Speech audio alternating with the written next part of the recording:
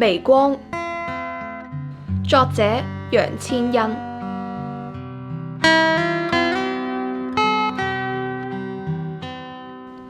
靜靜聽住義工何先生同受助人蒲先生傾偈，講緊一段長達5-6年相處嘅故事。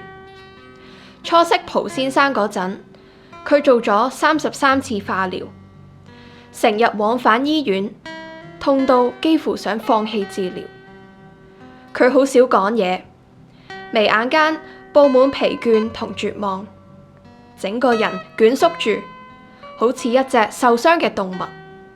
何先生就係喺呢個時候出現，佢只係用咗最樸素嘅真誠，逐啲走入蒲先生灰暗嘅生活，陪佢覆診，靜靜坐低飲杯茶，幫佢解決生活難題。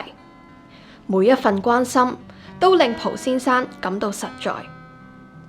蒲先生眼紅紅咁話，佢唔似一般義工，反而好似朋友啊。何先生嘅真誠好似一束微光，慢慢穿透蒲先生心中嘅陰霾。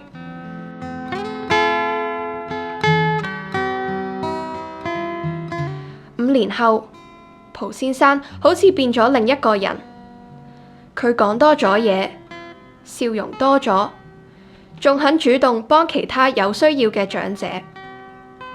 何先生自己都話，做義工最大嘅快樂就係見到蒲先生由絕望走到開朗，由抗拒變成勇敢面對。